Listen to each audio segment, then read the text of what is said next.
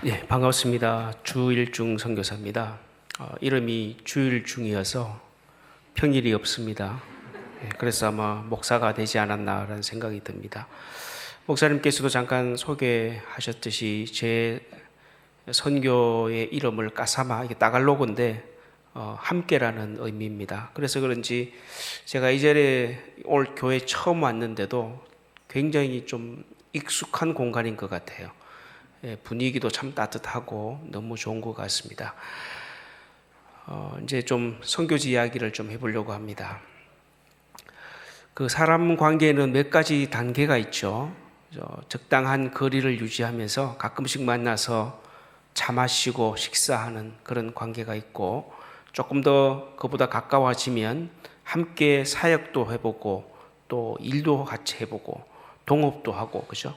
그런데 이제 이렇게 일을 함께 하다 보면 가끔씩 만나서 차 마시고 식사했을 때보다도 조금 뭔가 일이 잘 될 때도 있지만 예상치 못하게 관계 속에 긴장감이 들 때도 있습니다. 그죠? 서로 이제 성격이 나오고 일하는 스타일이 다르기 때문에 거기서 오는 갈등도 생길 수가 있습니다. 이렇게 함께 일하는 단계를 넘어서서 이제는 함께 살아보는 단계, 부부의 관계, 가족으로 살아가는 그 단계가 있죠. 가끔씩 제 아내에게 어떤 분들이 이런 말을 합니다. 아유, 목사님, 참 남편 목사님하고 사니까 좋죠. 이렇게 이야기를 합니다. 그럴 때 제 아내가 확신에 찬 목소리로 뭐라고 그러는지 아시겠죠? 한번 살아보세요. 그러죠. 그죠? 한번 살아보세요. 겉으로 보는 것과 함께 사는 것에는 굉장히 다르다는 겁니다. 제가 왜 이야기를 하냐면 선교사와 현지인의 관계도 너무 비슷하기 때문입니다. 제가 13년 전에 처음에 필리핀에 갔을 때 저희 교단 선교 정책은 첫 2년은 선교 이제 수습 선교사 기간을 반드시 거치게 되어 있습니다. 그래서 2년 동안에는 사역을 하지 못하고 현지 적응 훈련을 하게 되어 있습니다. 언어 훈련 이런 것들을 하면서 첫 2년을 보냅니다. 처음 2년 동안에는 제가 필리핀 사람들에게 받았던 인상은 너무 좋았습니다. 늘 저만 보면 미소를 짓고 특히 많은 여자분들이 눈이 이렇게 미소를 스마일을 짓으면서 따뜻한 미소와 또 친절을 베풀고, 그래서 정말 이게 저는 필리핀에서 얼굴이 먹히는 얼굴이다 이렇게 생각을 하고 필리핀의 현빈이라고 이렇게 별명을 짓고 다녔고, 정말 지금 하나님께서 너무 좋은 곳에 보내주셨다라고 이렇게 감사 기도를 드리고, 그리고 참 무엇보다도 한국 사람하고 틀린 게 낯선 이방인에 대해서 필리핀 사람들은 굉장히 환대하는 문화입니다. 우리는 예를 들어서 여기에 외국인이 오면 일단은 말을 잘 하지 않죠. 그죠? 어쨌든 눈을 잘 안 마주치려고 하고 말을 잘 하지 않지만 필리핀 사람들은 처음 보는 사람인데도 얼굴에 미소를 머금고 환대해주고 환영해줍니다. 정말 처음 2년 동안에는 야, 이제 뭐 필리핀 선교 끝장났다, 뭐 더 이상 할 것도 없다, 이거는 곧 이제 본격적으로 시작하면 이제 뭐 선교 사역이 곧 막 성장하고 부흥할 것 같은 그런 느낌들을 받았습니다. 그래서 2년 끝나고 이제 3년째 때부터 몬탈반에 들어가서 사역을 하게 되었는데, 이제 교인들이 모여들고 같이 교회 사역 또 지역 사회 선교 이런 걸 하면서 3년 4년쯤 되니까 예상치 못한 갈등과 마음에 여러 가지 어려움들이 생기게 되었습니다. 일단은 우리 교인들 필리핀 사람들이 너무 삶의 속도가 느립니다. 한국 사람 같으면 하루 만에 끝날 일을 이틀이 지나도 3일이 지나도 심지어는 일주일이 돼도 끝나지를 못하는 겁니다. 정말 화병 걸려서 죽는 줄 알았습니다. 저도 좀 인내심이 있는 편인데도 너무 이 삶의 속도가 느리고 또 일의 결과가 없고 효율성이 떨어지고 이런 거 보니까 막 화가 나기도 하고, 때로 우리 교인들이나 우리 전사님들이 가끔씩 저를 속이는 것도 제가 또 경험하게 되고, 또 우리 필리핀 사람들이 오랫동안 식민지 생활을 경험하다 보니까 무엇인가 의존하고 뭐 받는 것에 대해서 너무 당연시하는 문화가 깊이 뿌리 내리져 있더라고요. 저도 목사이기 전에 사람이다 보니까 제가 10개를 주면 1개 주면 한 번 좀 돌아올 만한데 한 개마저도 돌아오지 않더라고요. 선교사가 뭘 줘야 되는 것이 당연한 듯이 우리 교인들은 생각하고, 우리 몬탈반 사람들은 그것이 아예 감사할 줄도 모르고 더 받으려고 하고, 그러니까 제 속에 처음에 가졌던 필리핀 사람들에 대한 좋은 이미지가 서서히 무너지기 시작합니다. 서서히 화가 나기도 하고 실망을 넘어서 분노가 쌓이기도 하고, 급기야는 하나님 앞에 탄식의 기도가 나옵니다. 하나님, 희망이 안 보입니다. 한국 돌아갈까요? 이 땅에 도대체 뭔가 이 변화의 가능성이 없는 것 같습니다. 그냥 차라리 한국 돌아가서 그냥 옛날처럼 한국 교회를 위해서 내 남은 인생을 보내는 것이 낫지 않겠습니까? 이제 막 4년쯤 되니까 우리 교인들 보기만 봐도 미워 죽겠는 거예요. 교회 행사를 하면 맨 뒤에 제가 앉아있다가 항상 제 옆에 아내가 제 손을 잡습니다. 참아라, 참아라. 화가 나가지고 내가 막 뒤에 앉아있으니까 막 화가 나니까 막 씩씩거리니까. 그런데 나머지 모든 우리 교인들은 다 행복한 거예요. 저만 뒤에서 화가 나가 씩씩거리고 있고, 우리 교인들은 다 막 행복하고 재밌고.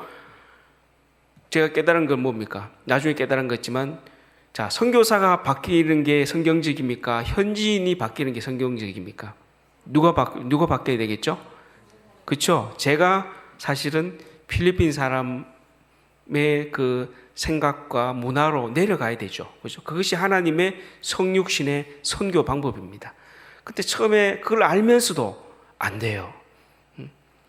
내가 필리핀 사람을 이해하고 그들의 문화와 그들의 가치관, 그걸 막 받아들여야 되는데 너무 그게 힘든 거예요. 어쨌든 그렇게 막 씩씩거리고 있고 막 화가 나 있고 막 미워 죽겠는데, 한국의 호남신학대학교 총장님이 저희 선교사님을 대상으로 한번 세미나를 한 적이 있습니다. 세미나 내용이 100년 전에 이 땅에 우리나라에 처음 온 서양 선교사님들이 우리나라 초기 선교를 하면서 본국에 선교 보고를 한 그 선교 편지를 쭉 우리 선교학자들이 분석을 해보니까 우리나라 민족에 대해서, 우리나라에 대해서 가장 많이 나오는 3가지의 단어가 있더라는 겁니다. 자, 그 첫 번째가, 이 땅에 대한민국 이 나라 사람들은 더러운 민족이라는 겁니다. 100년 전에 서양 선교사님들이 눈에 가장 많이 비친 특징이. 두 번째는 거짓말 잘하는 민족이라는 겁니다. 특히 선교사님들을 이 가이드한 마부들이 그렇게 서양 선교사님들에게 거짓말을 많이 하고 뭔가 조금 더 얻어내기 위해서 속였다는 겁니다. 그리고 마지막으로 게으른 민족이라는 겁니다. 일할 생각하지 않고 낮부터 아침부터 술 마시고 도박하고. 그러니까 서양 선교사님들 중에는 본국에 선교 보고를 할 때 도대체 이 나라에, 이 민족에게는 희망이 보이지 않는다는 겁니다. 그런 보고를 해서 본국에 보냈다는 겁니다. 그 얘기를 가만히 들어보니까 당시에 제가 느꼈던 그 느낌들을, 감정들하고 너무나 똑같죠. 그죠? 근데 차이는 100년 전에 이 땅에 오신 서양 선교사님은 그럼에도 불구하고 우리 이 민족을 위해서 하늘에 썩어지는 미랄로 이 땅에 묻히셨죠. 결국 그 미랄 때문에, 그 순교 때문에, 그 헌신으로 인해서 지금 저와 여러분의 지금 축복과 은혜를 누리고 있지 않습니까? 근데 저는 어떻습니까? 지금 처음에 4년 동안 제가 필리핀 사람들을 보고 필리핀 그 문화를 보면서 화가 나서 씩씩거리면서, 하나님, 한국 돌아갈까요 말까요? 미워 죽겠습니다. 어떤 막 이랬던 모습들을 깨달으면서 하나님 앞에 얼마나 부끄럽고 회개를 많이 했는지. 그래서 그 사건을 계기로 해서 다시 한번 제가 거듭나는, 또 첫 사랑을 다시 회복하는 계기가 되어서 이제 10년 동안 이렇게 쭉 지금까지 선교하고 있는 것 같습니다. 지난 10주년 우리 교회 창립 기념일에 제가 우리 교인들 앞에 이렇게 고백을 했습니다. 제가 처음에 제가 여러분들의 선교사라고 그렇게 확신에 차서 이 땅에 왔고, 또 그렇기 때문에 제가 여러분에게 뭘 가르쳐야 되고 뭘 주어야 하고 뭘 섬겨야 된다, 이런 생각을 갖고 살아왔습니다. 그런데 10년을 살다 보니까 제 생각이 틀렸다는 것을 제가 알게 되었습니다. 제가 여러분의 선교사가 아니고 바로 여러분들이 저의 선교사라는 것을 제가 깨닫게 되었습니다. 제가 여러분에게 뭘 가르치고 주는 것이 아니라 하나님께서 여러분을 통해서 저에게 많은 것을 깨닫게 하시고 더 감사하게 하시고 회개하게 하셨다. 그래서 정말 여러분들이야말로 저를 사람답게 살게 하고 조금 더 목사스럽게 살기 하기 위해서 하나님께서 저에게 보내준 여러분들이야말로 저의 선교사님이라 이렇게 고백을 하게 되었습니다. 아무쪼록 이런 시간들을 거치면서 이제 오늘에까지 이르게 되었습니다. 사진 잠깐 좀 띄워주시겠습니까? 좀 사진을 보면서 제가 조금 더 현장의 이야기를 하도록 하겠습니다. 제가 지금 사역하고 있는 지역이 몬탈반이라는 지역입니다. 마닐라와 바로 붙어 있는 지방 도시인데 거기는 크게 네 부류의 사람들이 공존해서 그 안에 살고 있습니다. 첫 번째 사람들은 쓰레기 마을 사람들입니다. 마닐라 시내에 일반 가정집들이 집 밖에 이렇게 우리처럼 쓰레기를 담아서 내놓죠. 저기 사진에 보면 노란 쓰레기 트럭들이 동네마다 이렇게 다니면서 그 생활 쓰레기들을 저기 담아서 이제 우리 몬탈반으로 들어와서 계곡을 메꾸기도 하고 또 불 태우기도 하고 또 하여튼 여러 가지 산처럼 쓰레기 산을 만들기도 하고 또 그 중에 일부는 저렇게 쓰레기 마을 사는 사람 동네에 이렇게 쓰레기를 부어 놓습니다. 부어 놓으면 쓰레기 마을 사람들은 저 쓰레기 더미 위에 집 아닌 집, 판자떼기나 이런 걸 가지고 이렇게 조각을 만들어서 저기에서 살면서 아이를 낳고 또 그 아이가 또 저 쓰레기 마을을 벗어나지 못하고 평생 저 속에서 인생을 보내고 마감하는 그런 삶을 살아가는 우리 쓰레기 마을 사람들이 있습니다. 우리 사진에 나와 있는 우리 아이가 이제 10대 초반인데 한국 같으면 참 귀여움도 받고 사랑도 받고 많은 교육을 받을 만한 나이인데 저 쓰레기 마을 아이들은 어려서부터 부모 따라서 종일 저렇게 손으로 쓰레기를 뒤지고 또 저 안에 음식을 먹는 것 그것이 우리 아이의 인생입니다. 특별히 이제 여자아이들은 10대 한 15살부터 아기를 배워서 아이를 낳기 시작합니다. 그래서 이제 한 40대 중반쯤 되면 거의 우리 쓰레기 마을 집에 가보면 아이들이 9명, 8명, 많게는 10명까지 이렇게 있습니다. 제가 초창기 때 갔을 때 옷을 입은 우리 어린아이들, 우리 하면 초등학교 또래 유치원 아이들, 초등학교 또래 아이들은 거의 옷을 입지 않더라고요. 그래서 머리에는 뭐 너무 이가 많고 귀에는 고름이 너무 많고 온몸에 이 파리떼가 붙어서 그렇게 생활하고 있더라고요. 그래서 너무 그때 충격을 받고 하나님께서 제가 평소에 생각하던 목회와 신학 또 삶을 이 사람들을 위해서 살아라고 하는 게 아닌지라는 그런 강한 동기부여가 돼서 선교사의 삶을 걸었던 것 같습니다. 어쨌든 저 쓰레기 마을에 가서 제가 충격받았던 것 중에 하나가 마을에 공동 우물이 있는데 그 우물을 이렇게 들여다보니까 물이 녹색입니다. 쓰레기 침전수가 그대로 이 우물에 고였는데 그 물을 퍼서 음식을 하고 설거지를 하고 아이를 모욕시키고 있는 상황을 보고 제가 너무나 충격을 받았습니다. 돌아와서 한국에 돌아오면 한국은 어떻습니까? 우리는 여러분 무엇과의 전쟁을 치르고 있죠? 코로나 말고 무엇과의 전쟁을 하죠? 살과의 전쟁을 치르죠. 그죠? 산에, 학교 운동장에, 거리에 여러분 우린 너무 많이 먹어서 그죠? 살을 빼기 위해서 우리는 저렇게 살과의 전쟁 치른다고 하고 있는데 비행기로 3시간 반 거리입니다. 여기서 같은 하늘 아래 이렇게 전혀 다른 사람들의 모습을 보고 제가 나오면서 하나님 도대체 성경에는 하나님의 형상대로 사람을 창조하셨다고 하는데 도대체 이 사람들은 도대체 어디에 하나님의 형상이 있습니까? 라는 탄식의 기도가 나오게 되는 그런 사람들입니다. 자, 다음 또 두 번째 부류의 사람들, 우리 몬탈반은 산으로 이렇게 둘러져 쌓여져 있는데 그 산 속에 살고 있는 우리 산쪽 마을 사람들입니다. 대부분 이렇게 산 속에서 숯을 구워서 가져와서 그 물물 교환하거나 아니면 뭐 바나나나 뭐 코코넛 이런 것들을 재배해서 따서 이제 이렇게 내려와서 또 그렇게 살아가는 그런 굉장히 자연 친화적인 그런 사람들입니다. 근데 이제 한 번씩 비가 많이 오고 태풍이 오면 고립이 됩니다. 그래서 굉장히 이 위기에 처하는데 이제 어쨌든 쓰레기 마을 사람에 비하면 그래도 환경은 깨끗합니다. 그러나 삶의 질은 아주 단순하고 넉넉하지 못한 환경 가운데 살아가는 사람들입니다. 때로 이제 어떤 산적마을 사람들은 저렇게 뗏목을 타고 가야만 도달할 수 있는 그런 마을 사람들도 있습니다. 다음, 우리 몬탈반의 도심에 시내에 제일 많이 이제 분포하고 있는 이주민촌 사람들입니다. 메트로 마닐라, 수도 메트로 마닐라의 도시 빈민들을 필리핀 정부가 강제 이주를 시켰습니다. 우리 몬탈반이 지금 한 70만 정도 됩니다. 엄청난 인구 밀도죠. 저렇게 한 칸에 한 가족이 사는데 들어가 보면 아무것도 없어요. 그냥 벽 있고 지붕 있고 저게 다입니다. 저기에 보통 5명에서 10명 정도 살아가는데, 문제는 이렇게 이전만 시켰지 많은 인구가 밀집해 있음에도 불구하고 일자리도 없고 학교도 부족하고 병원도 거의 없고 교회도 거의 없고, 그러니까 여기서 많은 사회적인 문제가 일어납니다.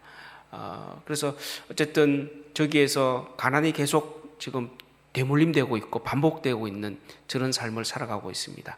자, 다음, 지금 사진에 안 나타났지만 최근에 한 3, 4년 전부터 또 무슬림들이 이 몬탈반 안에 대거 들어와서 크게 자치 마을을 또 이루고 살아가고 있습니다. 그래서 우리 몬탈반에는 쓰레기 마을 사람들, 산족 마을 사람들, 또 이주민촌 사람들, 무슬림 마을 사람들, 이렇게 네 부류의 사람들이 보이지 않는 경계를 이렇게 이루고 살아가고 있는 지역입니다. 그 가운데 이제 저희 교회가 있습니다. 제가 이제 처음 필리핀에 갔을 때 쓰레기 마을을 둘러보고 또 이주민촌을 둘러보고 충격을 받아서 여기서 교회를 예배를 드려야 되겠다라는 하나님께서 마음을 주셔서 사람들을 이렇게 둘러보니까 하나님을 믿는 사람들이 꽤 있더라고요. 그런데 문제는 예배를 인도할 목사가 없고 예배당이 없다라는 겁니다. 자, 그러면 예배당이 다음에 하나님께서 허락하실 때 언젠가는 건축해 주시겠지라는 생각을 갖고 있었고, 목사는 제가 왔기 때문에 우리 가족들이 매 주일 아침 9시에 저 길거리에 올 테니까 예배 드리고 싶은 사람들로 다 오세요 해서 이제 2년 동안 저렇게 길거리 예배를 드렸습니다.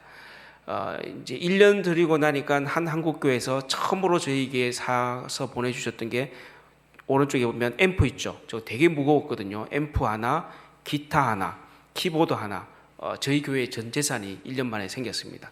어쨌든 2년 동안 길거리 예배 드리고 나니까 마을 대표가 찾아와서 좀 저희들이 불쌍했는지, 저 이제 밑에 보면 지붕이 이렇게 약간 보이죠. 벽은 없지만 지붕만 있는 저게 마을 시장입니다. 마을 시장터에서 예배를 드려도 좋다. 그래서 이제 저 또 마을 시장터에서 한 1년 반 정도, 이렇게 한 3년 반 정도를 길거리에서 또 시장터에서 이렇게 예배당 없이 예배를 드리다 보니까 어느 날 한 한국교회에서 크지는 않지만 오른쪽 임마누엘 교회에 예배당을 건축해 주셨습니다. 이제 요즘은 저기서 이제 저희들이 예배를 드리고 있습니다. 다음.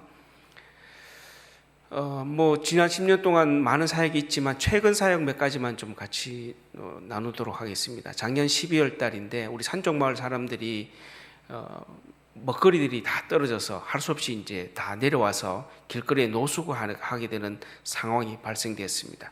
그래서 아침마다 우리 교인들과 마음을 모아서 넉넉하지는 않지만 죽 같은 걸 끓여서 또 때로는 작은 컵라면 같은 것들을 구입해서 우리 산적마을 사람들을 아침 식사 사역을 지난 12월 한 달 동안 했습니다. 자, 다음. 이렇게 한 달 하고 있는데 1월 초에 또 필리핀의 화산 폭발, 한국에도 아마 언론에 조금 보도됐을 겁니다. 폭발해서 저렇게 눈이 오는 것처럼 화산재가 온 지역에 이렇게 눈처럼 쌓였습니다. 필리핀은 이제 저 때부터 이제 마스크 대란이 생기기 시작했습니다. 그래서 마스크를 구입하고 또 저 나누고 하는 또 일을 한 달 동안 그렇게 또 바쁘게 저희들이 보냈던 것 같고, 자, 다음 2월 달에는 또 쓰레기 마을이 한 30개 정도 있는데 그 중에 한 마을이 저렇게 완전히 불에 타서 우리가 성경 공부하던 저 장소만 남겨두고 다 불에 타버렸습니다. 그래서 잘 데가 없으니까 저희 교회가 시청에 가서 이제 양해를 구해서 마을 회관 하나를 불러서 약 한 250명 정도 되는데 그 250명을 마을 회관에 다 수용을 해서 또 일주일에 계속 우리 교인들이 당번을 정해서 또 그분들을 식사 대접하고 필요한 생필품을 제공하는 굉장히 좀 바쁘게 또 2월 한 달을 보냈습니다. 다음. 자, 3월 달에 되니까 드디어 코로나가 터졌습니다. 거의 계엄령 수준이었습니다. 필리핀은. 그래서 군인들이 총을 들고 도로 곳곳에 이제 이렇게 검문소를 설치해서 필리핀 정부의 초기 코로나 정책은 봉쇄 정책이었습니다. 차단과 봉쇄 정책. 그래서 사람들을 이동하지 못하도록, 왜냐하면 의료나 방역 시스템이 약하기 때문에 무조건 이동하지 못하도록 그렇게 막았습니다. 문제는 저희 교인들도 마찬가지로 오른쪽 오토바이 부대가 보이죠. 우리 몬탈반 사람들 대부분은 저렇게 오토바이나 지프니를 타고 아침에 마닐라 시내 가서 일을 하고 임금을 받아서 이렇게 먹고 사는, 하루하루 그렇게 일하고 먹고 사는 사람들인데, 저 코로나가 터지니까 중간에 경찰이나 군인들이 도로를 막아버립니다. 이동을 안 시켜줍니다. 그러니까 하루아침에 이제 일을 하지 못하는 거죠. 3월 달부터 이제 우리 교인들도 그렇고 우리 몬탈반의 많은 사람들이 코로나 때문에 죽는 게 아니고 배고파 죽겠다, 굶어 죽겠다라는 이야기가 막 돌기 시작합니다. 그리고 이제 길거리에 다니는 사람들은 저렇게 경찰들이 잡아서 시범적으로 저렇게 계집 있죠. 저게 계집입니다. 사람들을 저런 데 막 넣고, 심지어는 어떤 지역은 실제 관을 길거리에 놓고 군인들이 길거리에 다니면 사람을 잡아서 이 관 속에 막 넣기도 하고, 그런 것들이 이제 언론에 막 방송되면서 길거리에 이 집 밖에 못 나오도록 아주 강력한 봉쇄 정책을 펴기 시작했습니다. 자, 다음.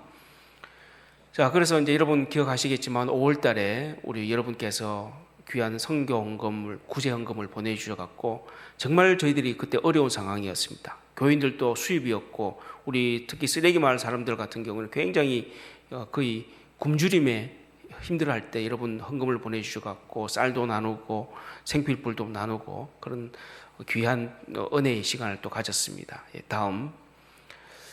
이제 우리 주일학교 아이들 집 밖에 이제 못 다니니까 우리 전도사님과 우리 주일학교 교사들이 토요일마다 저렇게 도시락을 싸고 암송구절을 저렇게 만들어서 도시락에 붙여서 아이들 집에 신방을 가서 기도해주고 저렇게 도시락을 매주마다 지금도 이렇게 하고 있습니다. 다음. 아까 이제 불난 그 이주민 쓰레기 마을 사람들이 수용되어 있는 그 마을 해관에 하늘색 티셔츠를 입은 분들 우리 교인들입니다. 저 때만 해도 2월 달이기 때문에 그래도 교인들이 일을 하러 가서 수입이 조금 있었습니다. 여러분 필리핀 우리 공사장에 하루 8시간 노동하면, 한국은 얼마 하는지 모르겠지만 필리핀은 한국 돈으로 10,000원입니다. 남자들이 공사장에 가서 일을 하면, 우리 저기 교회 예집사님들 식당 같은 허드렛 일을 하면 보통 한 5,000원에서 8,000원 정도 받습니다. 결코 넉넉지 않는 수입이지만, 그러나 우리 교인들이 너무 감사한 것은 자원해서 헌금을 하고 또 자기의 물건들을 나누기 시작하더라는 겁니다. 자, 다음.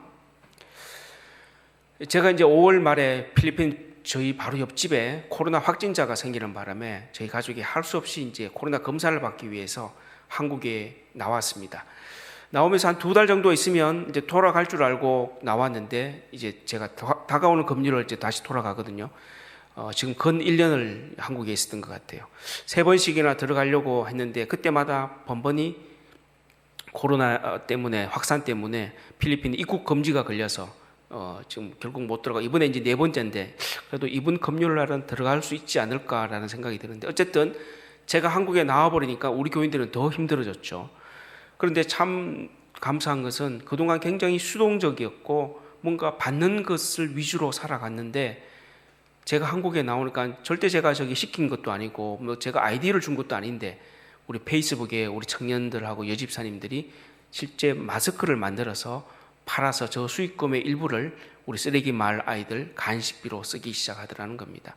우리 옆에 오른쪽 예청년 2명 우리 교회 청년들입니다. 이제 모델로 이제 씌워서 저렇게 페이스북에 홍보를 해서 저렇게 이제 나름의 자구책을 간구를 하기 시작했습니다. 다음. 우리 교회 예집사님들은 한국 김치도 만들어 팔고 저렇게 또 필리핀 음식을 만들어서 또 페이스북에 선전을 하고 지역 주민들에게 팔아서 또 수익금의 일부를 또 우리 교회 주일학교 아이들을 위해서 저렇게 내어놓기도 하고, 또 오른쪽에는 이제 줌을 통해서 우리 교회 리더들하고 화상 기도회나 또 화상 모임들을 하는 장면들입니다. 다음. 이렇게 작년 3월부터 한 굉장히 힘들었죠. 경제적으로도 힘들고 뭐 수입이 없으니까 그야말로 근근히 이렇게 버티고 있는데, 또 후반기에 태풍이 와서 우리 집들이 지붕까지 다 잠기는 정도로 우리 교인들이 저기에 살고 있거든요. 저렇게 또 큰 또 위기를 맞이합니다. 그래서 저 보면 지붕 위에 사람들이 살기 위해서 지금 지붕 위에 올라와 있습니다. 자, 다음. 이제 물이 빠지고 나니까 이렇게 폭탄 맞은 것처럼 뭐 집에 가구 살림살이도 별로 없는데 그것마저도 이제 지금 다 저렇게 못 쓰게 되고 온 이제 길거리들이 저렇게 쓰레기장으로 방불케 되었죠. 그래서 이제 작년 후반기부터 코로나로 힘든데 저렇게 또 큰 태풍 피해로 인해서 아직까지 굉장히 지금 어려운 가운데 지금 우리 교인들 또 우리 쓰레기 마을 사람들 또 우리 몬탈반 사람들이 지금 건건히 버티고 있습니다. 그러나 어려운 가운데서도 저희들 늘 기도하고 있고 또 여러분들의 기도에 힘입어서 빨리 이 위기와 어려움을 잘 이겨낼 수 있도록 여러분 계속 기도해 주시고, 제가 한국 나오기 전에 그랬습니다. 우리도 언젠가는 한국 교회처럼 우리도 선교사 파송하자. 우리도 도움 받는 교회에서 이제는 선교하는 교회로, 이제 다른 더 어려운 교회를 도와줄 수 있는 교회로 빨리 성장하고 성숙할 수 있도록 여러분 기도하시고 또 힘을 내자. 이렇게 이제 제가 위로하고 격려하고 서로 이제 다짐을 하고 나왔는데, 어쨌든 지금 큰 어려움 가운데 있지만 그러나 이 어려움을 잘 이겨내서 우리 임마누엘 교회도 여러분 원주 함께하는 교회처럼 선교사도 파송하고 선교사도 지원하고 어려운 지역 주민을 잘 섬길 수 있는 교회가 될 수 있도록 여러분 꼭 기도해 주시면 감사하겠습니다. 이제 들어가면 또 많은 이제 해야 될 일이 남아 있겠죠. 앞으로 들어가서 또 소식을 계속 전하도록 하겠습니다. 이제 오늘 읽었던 성경 본문의 말씀을 마지막 마무리하도록 하겠습니다. 마무리로 오늘 읽었던 말씀은 여러분 뭐 너무나 우리가 주일학교 때부터 암송했던 구절이죠. 선교하면 딱 대표적인 구절이죠. 그죠? 오늘 세 가지만 말씀을 드리도록 하겠습니다. 오늘 읽었던 이 말씀의 배경은 예수님께서 이 땅을 떠나기 직전, 하늘로 승천하기 직전 마지막 이 땅에서의 남긴 마지막 유언의 말씀입니다. 여러분 여기 뭐 집사님, 권사님들 계시지만 우리도 언젠가는 이 땅을 떠나겠죠. 그때 여러분 사랑하는 가족에게 어떤 유언을 남기겠습니까? 유언이라는 게 뭡니까? 내가 사랑하는 사람들에게 다른 건 다 잊어버려도 기억하지 않아도 꼭 이거 한마디만큼은 너희들이 기억하고 그렇게 살아줬으면 좋겠다. 그런 말씀을 유언으로 남기겠죠. 그죠? 오늘 예수님께서 제자들에게 또 오늘 우리들에게 이 땅에서의 떠나기 전 마지막 유언의 말씀이 오늘 본문의 말씀입니다. 한마디로 하면 뭡니까? 성령 충만해서 나의 정인이 되라는 겁니다. 근데 그 정인이 되는 내용이 뭡니까? 좀 다른 말로 하면 경계를 넘어가고 담을 넘어가는 삶을 살아라는 겁니다.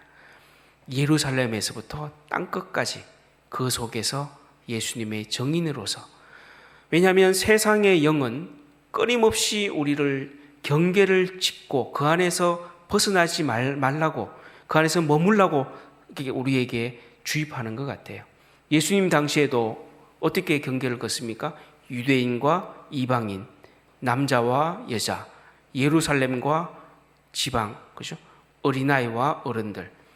오늘은 어떻습니까? 남쪽과 북쪽, 경상도와 전라도, 그죠? 오늘 세상의 많은 이데올로기와 세상의 그런 가치관들은 우리를 갈라놓게 하려고 하고 그 경계를 넘지 말라고 하고 있고 담을 높이 쌓으라고 우리에게 암묵적으로 이야기하고 있지만, 우리가 예수님에게 받은 마지막 예수님의 유언의 말씀은 그 경계를 넘어서는 삶을 살아라는 것입니다. 그렇다면 오늘 두 번째 이 말씀을 통해서 우리가 기억해야 될 것은 우리들의 정체성이 무엇이냐 하는 것입니다. 혹시 여러분들 가운데 선교사님이 계십니까? 선교사님 한번 손 들어 보십시오. 아무도 안 계세요? 저만 선교사입니까? 자, 저를 따라 하십시오. 우리 필리핀의 현빈인 제 얼굴을 보고 큰 소리로 따라 하십시오. 너만 선교사냐? 예, 더 크게 한번. 너만 선교사냐? 나도 선교사다. 예, 여러분 뭐라고요? 예, 모든 그리스도인들이 항상 어디에 가든지 무엇을 하든지 기억하고 명심해야 되는 것은 나는 뭐라고요? 하나님의 선교사라는 겁니다. 저만 선교사 아닙니다. 차이는 뭘까요? 저의 선교지는 필리핀 몬탈반이고 여러분의 선교지는 어디죠? 네, 학교, 직장, 여러분이 일상 가운데 만나는 사람들, 여러분의 가족들, 믿지 않는 가족들, 여러분의 거래처, 그죠?